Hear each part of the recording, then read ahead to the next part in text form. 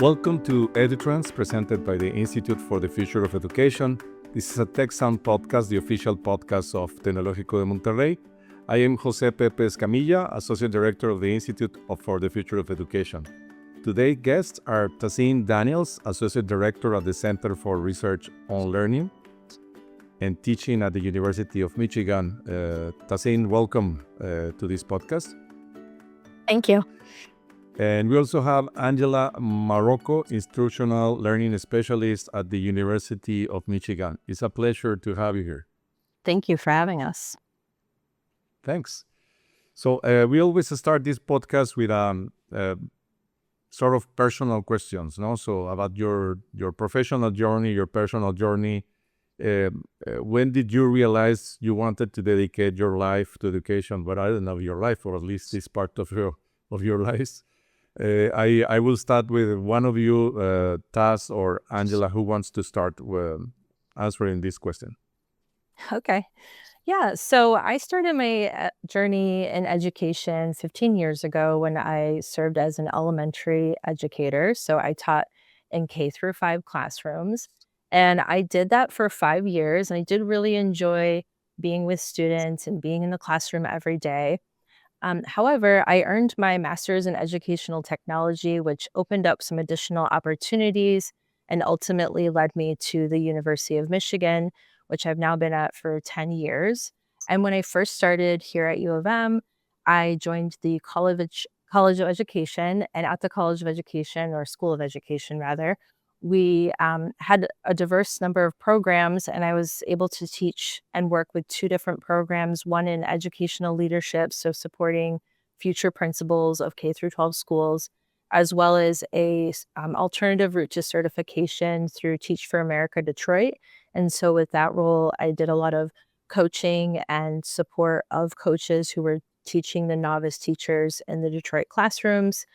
And I really realized at that point in time that I loved working with adults, and I loved any opportunity that involved training, which led me ultimately to my current role at ITS Teaching and Learning, where I serve as an instructional learning specialist, and I really focus in on training opportunities, whether that's over Zoom or in person or on demand, and just supporting the university as a whole, because we have several instructional support groups, and I play a part in leading what's called the Teaching and Technology Collaborative, and it unites our instructional support groups on campus so we can make sure that we are sending the same message and offering the same opportunities to our large institution.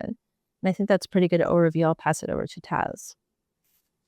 Well, I'm glad that you started with this question, Pepe. I'm learning about my colleague here. I didn't realize you had such a deep background in K-12. It makes a lot of sense based on what I know about you. So I come to this work with a PhD in anthropology, and my dissertation research actually examined the use of prescription stimulants among American college students, and specifically the ways that they were using it to enhance performance in their studying and day-to-day life. And as a result, I learned a lot about not only the college student experience, but also the inner workings of university life in the US, and what works and what doesn't, and what are the ways that we can kind of rethink success and productivity in American culture, and the way that higher education shapes our expectations around that.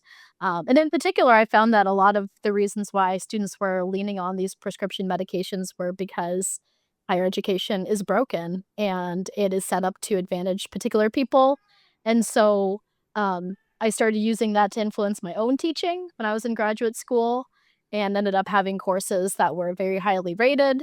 And that is because I implemented things that now I know are called like active learning and equity-focused teaching and student-centered teaching practices. And whereas I found those to be novel things, it turned out there is actually a whole profession designed to encouraging those types of changes in higher ed. So with that, I went away from the track of becoming a professor towards the track of teaching professors. So I've also been at the University of Michigan now for about 10 years, working at the Center for Research on Learning and Teaching, where I work with faculty, staff, and students and administrators from all of our schools and colleges on topics around teaching and learning, which include teaching with technology. I know we'll talk a lot about generative AI today, so that's been a big focus of mine, but also equity-focused teaching and teaching across online, hybrid, community spaces, clinical spaces,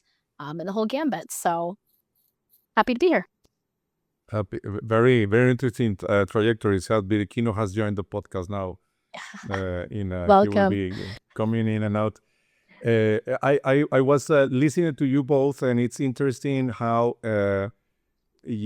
from different trajectories, the connection with transforming higher education. No, you say education is broken. You say it as, and you came from a very different path.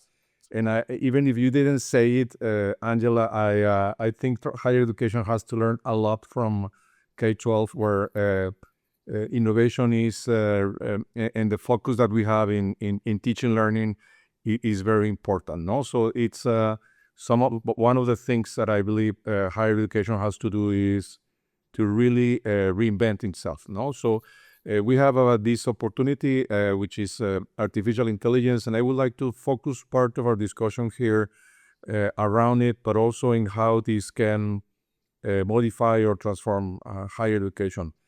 I will start with Angela. No, so I would like to ask you about different tools that the University of Michigan has developed around generative AI for teaching learning purposes. What can you tell us about that?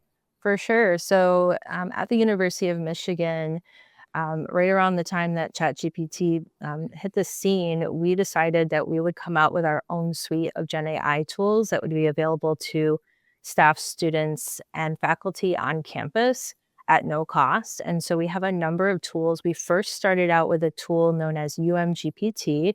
And as you can likely guess, it's very similar to tools like ChatGPT or Gemini. It's a conversational AI tool. But there's a lot of features to make it versatile and custom to what our U of M community wants. And so we recently, for example, added several models that the users can select from, including both foundational models such as O3 Mini. And so that really creates a cutting edge experience that's available, like I said, at no cost. And so we created this tool knowing that, in higher education, different departments and colleges would be able to use it for a variety of different things, whether that's humanities, folks using it to analyze large text collections, or using it to find trends and survey data, or even engineers using it to prototype new designs. And so we've seen the full range, knowing that we have 19 schools and colleges. Every school and college and department is using it a little bit differently. And what's most important about UMGPT and all the tools I'm going to tell you about is that we prioritize security and privacy, as well as accessibility with these tools. And so that is a deal breaker for a lot of folks, because we guarantee that the information put into such tools are kept private and secure and do not leave the UM community and are not used to train models like other publicly available tools. And then also we've made it so our tools are designed to deal with sensitive data, and that can be really helpful as well, knowing that we're a research institution and also have our medical instance or medical campus, which is Michigan Medicine. And so we continue to evolve UMGPT. Like, we recently added a file upload feature, which is really allowing our users to expand their queries. And then shortly after launching UMGPT, we introduced a tool called UMazy. And what UMazy is a tool that allows the U of M community to enrich their Gen AI experience with a custom data set that they provide. And that data set can come from a variety of sources and several sources. So for example, I could make a UMazy and I could create it using websites, Google Drive files, files from Dropbox, so on and so forth, all on one topic. So let's say, for example, I had a bunch of information on a particular topic, like our generative AI workshop series. I could upload all the information from a variety of sources. And now I have a custom Gen AI experience where I can ask specific questions about my data that I'm providing. So it really narrows the experience compared to UMGPT. We really enhanced this tool once we connected it with Canvas. So we now have the ability to allow instructors to enable a Mazy in their Canvas course. And what that does is it allows both the students and the instructors to ask questions about the course, the curriculum, use it to quiz themselves on the content that's found in the Canvas course, do simple tasks such as review the syllabus. And so that has really enhanced the experience by connecting those two tools. And so that is Mazy. And we also have an advanced and flexible service offering known as the UMGPT Toolkit. And that is designed for advanced users, often coders, folks who require full control over the AI environment and models. And so that is available as well. And then most recently, we launched an exciting app at the University of Michigan called the Go Blue app.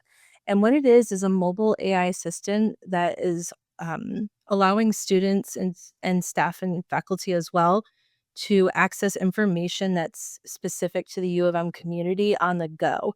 So we see it as a AI companion specific to UM campus.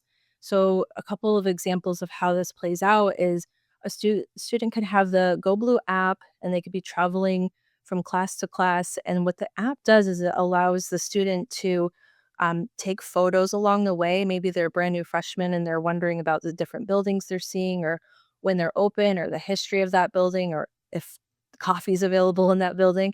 And so they can snap pictures and ask questions. So it has all of that U of M context.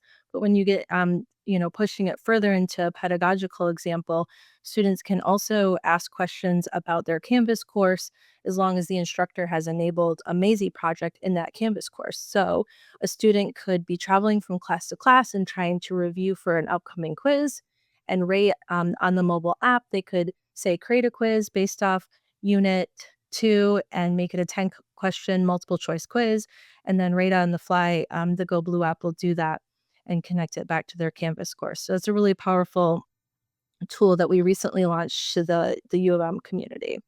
That is it for our tools. I'm sorry. Thank you for your answer, Angela. I wanted to also share with you that we have a tool that was developed here, something on the same space. It's called TechGPT.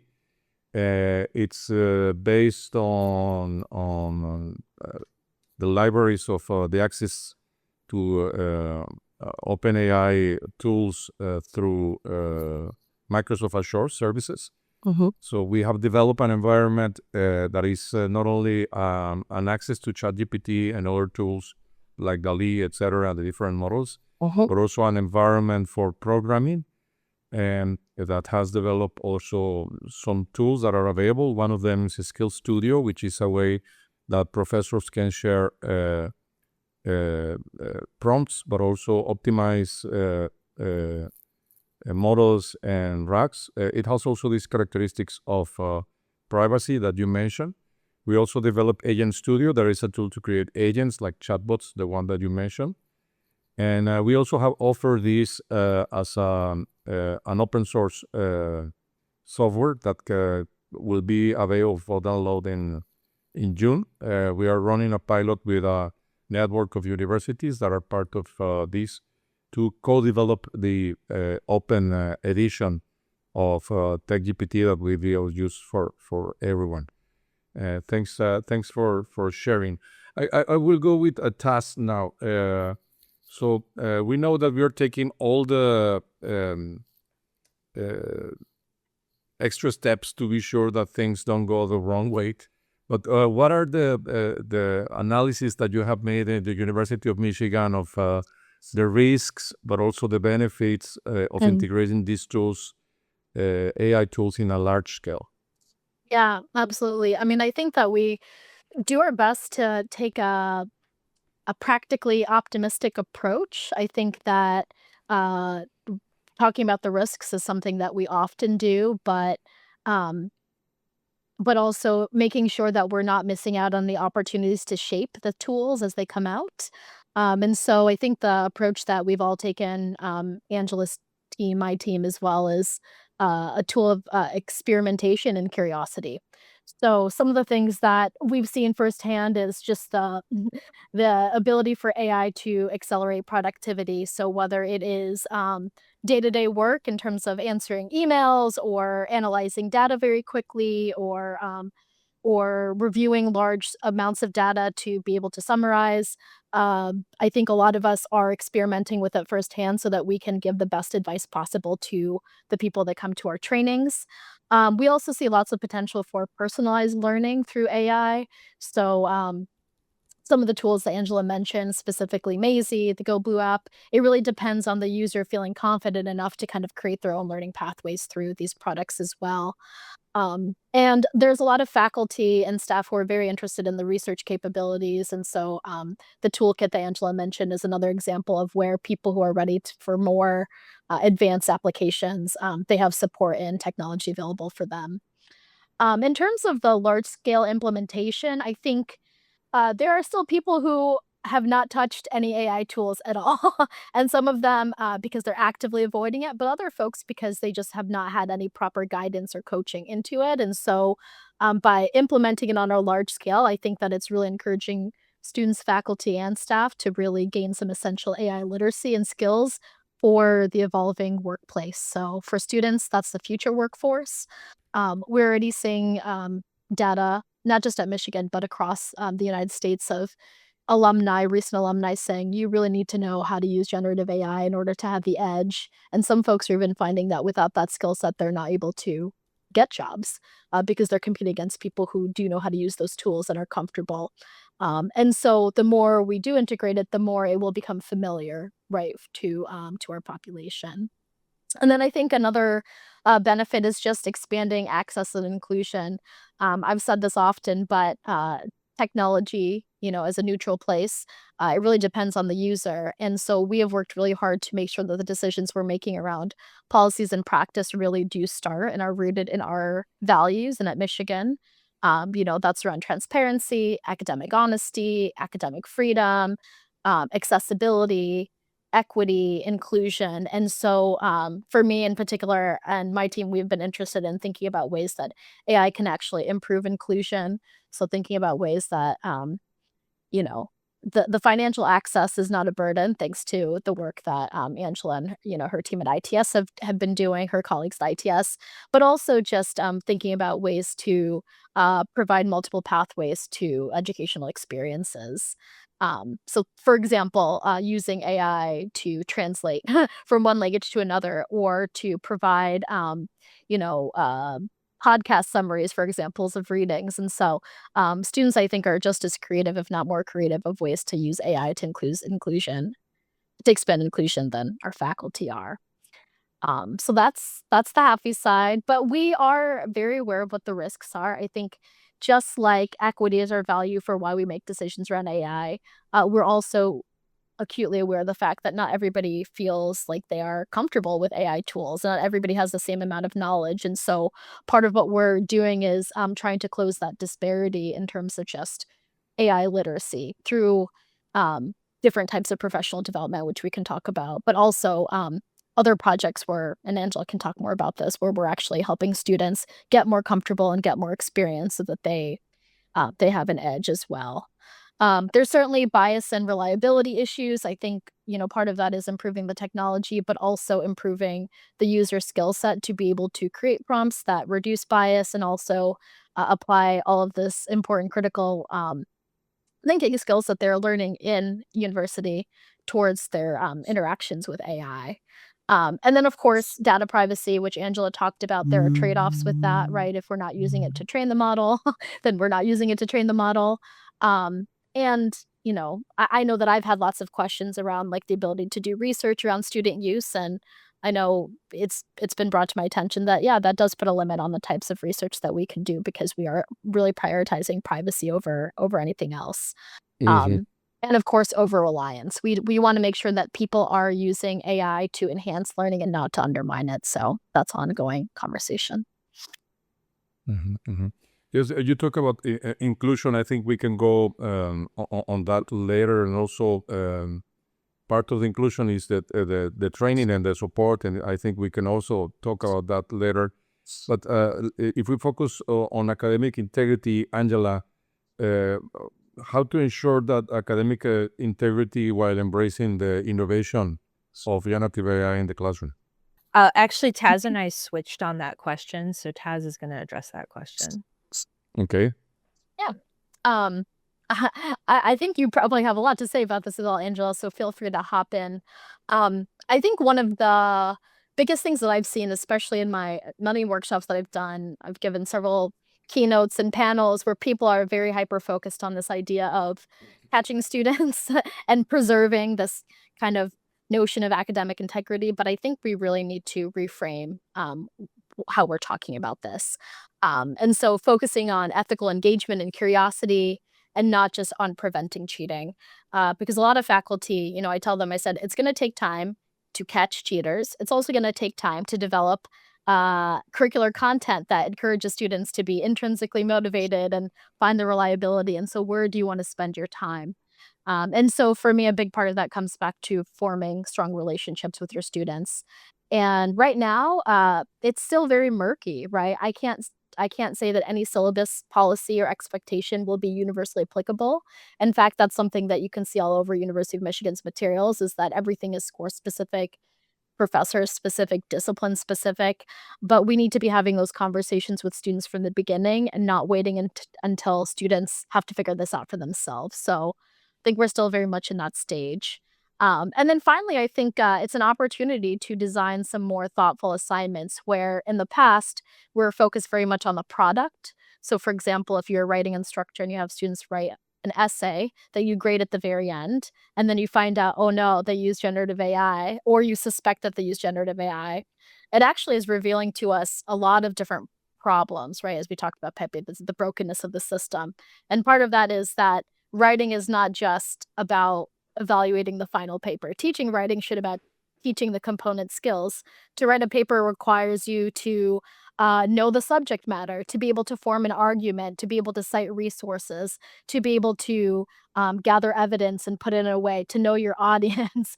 And so at the Teaching Center, we're really encouraging faculty now rethink, how do we emphasize the process of writing so that they're getting feedback along the way, as opposed to just evaluating the final product, where students may feel the time pressure of, you know, getting the assignment in and rely on tools like AI, which ultimately undermine their learning. But evaluating that kind of things on the process has always been like the gold standard, no, on evaluation, no. But unfortunately, it takes a lot of time and bandwidth from faculty. Do you think that AI could be a way of helping faculty to evaluate the process and not just the result? Yeah, you know, I think that's a question that actually came up. Angela and I we just completed a generative teaching with generative AI learning community, and we had a whole session around assessment, and that was the question, right? Uh, can this help save some time for grading? And what our main advice was, based on feedback and other people's experience, is that it can assist with grading, with different elements of grading, but it should not be the sole grader of anything. So for example, grading is also something that requires many component pieces. For example, developing a very good prompt for the assignment, right? One that's clear and transparent. Creating a rubric that really clarifies for students what it is, what's required of them, what do they need to demonstrate.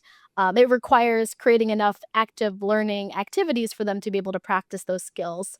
And what we find is that when you just ask ChatGPT or UMGPT, any tool, to just, here's my rubric and now apply this to a paper, is that it will do it to like one for one. It will just scan that, but it turns out that like it misses a lot of the nuance. So it won't be able to tell you whether Angela, I'm using you as an example, Angela, if you've improved over the course of the semester, or whether you are exhibiting other skills that perhaps I left out of the rubric, or, you know, other things that really require a human element and a human touch, beyond just the fact that it could get it wrong. And so we work with faculty, develop case studies so that they can think through how this applies to their own work. So Could it help? Certainly, but should it replace humans? Absolutely not. So that means that we have to train our students on how to use it, or also train our faculty. Yeah. And part of that training is also tricky because we are not sure of what the work world of the different disciplines will be with AI. So what are the things that should we be emphasizing in our curriculum right now, and what are the things that we need to deprioritize because they will not be so relevant in the future? So it's very difficult to understand right now what the future of AI in the work of business or in the work of medicine, health, etc. be. So with this difficulty in mind, what type of support of training shall we give to faculty to deal with the benefits, but also the risk of generative AI? I think that's you, Angela, training. Yeah, absolutely. I can touch on this. So, first and foremost, as I mentioned earlier when describing our tools, what's most important is that we are providing equitable access to our AI tools. So, like I said, tools available at no cost to the U of M community, but also ensuring that those tools are accessible and easy to use. So, we make sure that we have user-friendly tools that can meet varying levels of technical proficiency, as well as tools that have varying levels of proficiency. And then making sure to create tools that have been tested for accessibility so that all students and staff and faculty, regardless of their ability or disability, can use the tools at the same rate. And so that is our number one priority. But really, the way that I'm seeing AI play into equitable access for tools and trainings, and then ultimately the teaching and learning experiences, I see it as a chance to bridge the digital divide to ensure that all students, regardless of their background, whether they're a first generation student or a student with a disability, has the same access to information and technology so that they can thrive in higher education. And so we know that has not always been the case, and that typically, 20 years ago, if you're a first generation student, you'd have to often rely on spending most evenings at a tutoring center because you didn't have the background knowledge to necessarily be successful in higher ed. And while there's still definitely a place for such tutoring services, we're really seeing these generative AI tools as possible assistants and tutors so that we're leveling the playing field for students regardless of their background. And so that covers, my main view on it, as well as what we prioritize for our services for for providing an equitable and accessible service. I also wanted to mention that we are doing a lot to differentiate across our training and resources, which is my primary job at the university. And so we really try to make sure that we're offering a variety of formats. And so we have, for example, generative AI courses and workshops, and we have these set up so they can be self-paced, they can be live Zoom trainings, they can be on a weekly basis over email. So we really try to meet our audience where they're at, because maybe they can't come to a live Zoom session, or maybe the self-paced course would be too time consuming. So then the email challenge would be more appropriate to them. So we're really trying to make sure that all learning styles and time constraints can be addressed so that everybody has a chance to learn and receive the proper training on these tools and how to use them effectively in the classroom. And so the main initiative that I've been focusing on is our workshop series on generative AI.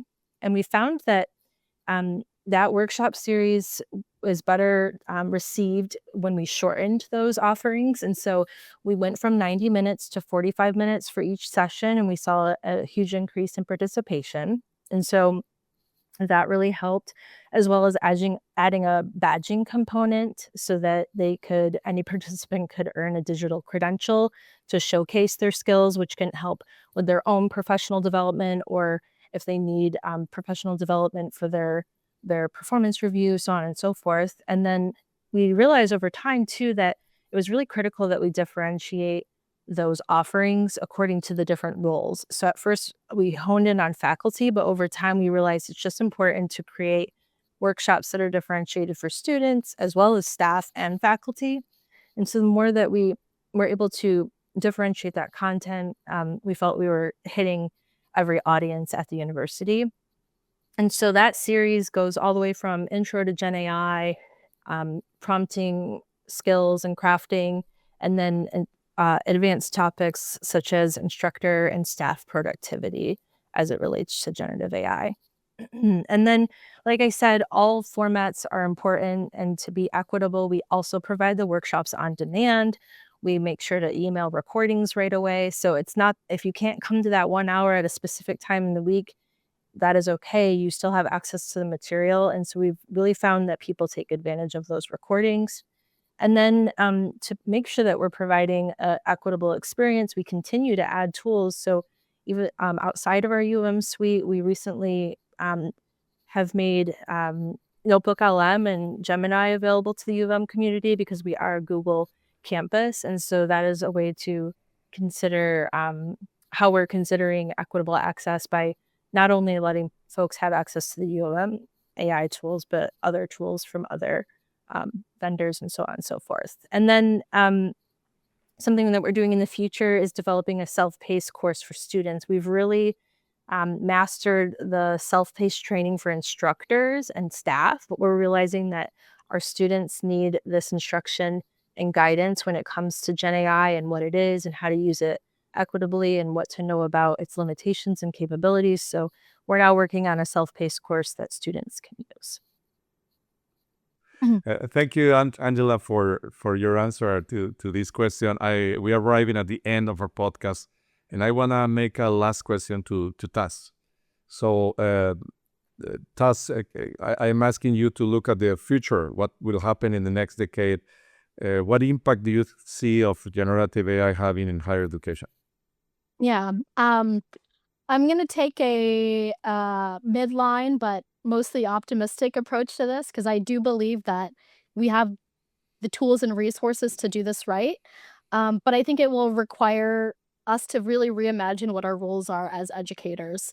So if we are going to lean into this whole AI can open up access and opportunity and pathways for personalized learning, I think faculty really need to step back and think of us not just being the sage on stage, but how do we actually become guides on the side? And how do we actually become architects of learning so that students are not just sitting in the classroom listening to us speak, which unfortunately a lot of us are still very passive in the way that we teach, but instead really thinking about how do we help students leverage AI to create those personalized pathways. So how do we appropriately facilitate AI engagements with our students?